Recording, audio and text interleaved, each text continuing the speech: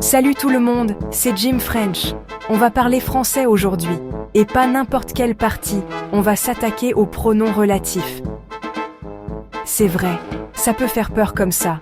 Mais croyez-moi, c'est plus simple qu'il n'y paraît. Imaginez, vous racontez une histoire, et bam! Vous voulez parler d'une personne, d'un objet ou d'un endroit que vous avez déjà mentionné. Au lieu de répéter le même nom encore et encore, vous utilisez un pronom relatif. C'est comme un raccourci magique. Alors, prêt à démystifier ces fameux pronoms relatifs? Allez, on y va. Un pronom relatif, c'est un peu comme un agent double. Il remplace un nom déjà mentionné, mais en plus, il introduit une nouvelle proposition, une nouvelle information dans la phrase. C'est le lien, le pont entre deux idées. Par exemple, au lieu de dire « j'ai vu un film », le film était génial, on peut dire « j'ai vu un film qui était génial ». Vous voyez, le pronom relatif qui remplace le film et relie les deux phrases. Magique, non? Maintenant, attention, chaque pronom relatif a son rôle à jouer. Il est important de bien les connaître pour les utiliser correctement. Commençons par qui? Le roi du sujet. Quand on parle du sujet d'un verbe, celui qui fait l'action, c'est qui qu'il faut utiliser. Par exemple, le garçon qui joue du piano est mon frère. Ici, qui remplace le garçon, et il est le sujet du verbe joue. Facile, non? Autre exemple, la dame qui porte un chapeau rouge est ma voisine. Encore une fois, qui remplace la dame et elle est le sujet du verbe porte. Vous voyez, qui est le roi du sujet, il est toujours là pour parler de celui qui fait l'action. Passons maintenant à que, le maître du code. Le code, c'est le complément d'objet direct, celui qui subit l'action. Et bien sûr, c'est que qui le remplace. Prenons un exemple. Le gâteau que j'ai mangé était délicieux. Ici, que remplace le gâteau et il est le code du verbe haï manger. Autre exemple, la chanson que tu écoutes est géniale. Que remplace la chanson et il subit l'action d'être écouté. Vous l'aurez compris, quand on parle du code, c'est que qu'il faut utiliser. Section 5. Où, le génie du lieu et du temps.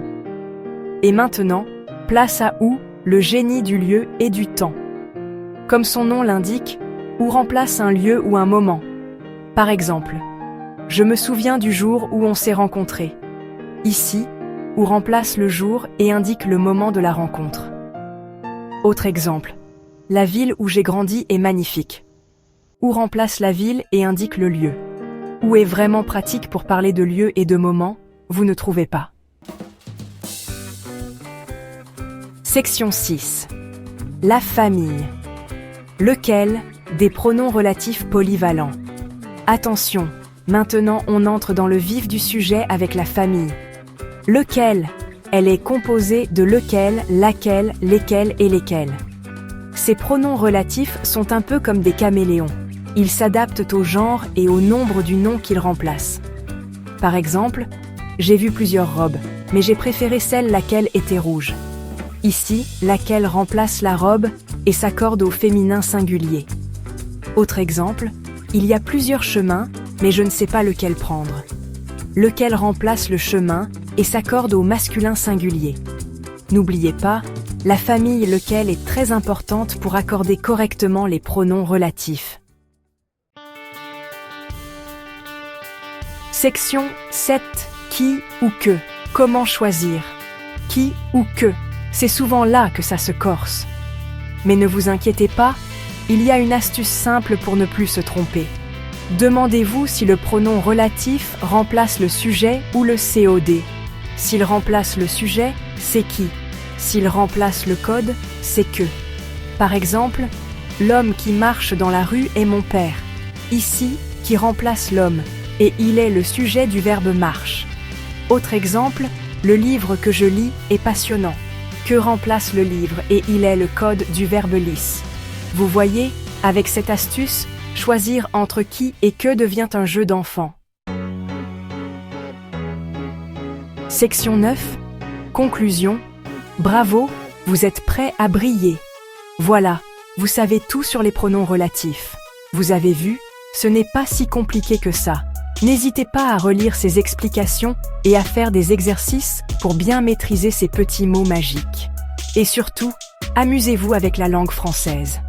Allez, au boulot maintenant. Et n'oubliez pas, la pratique est la clé du succès.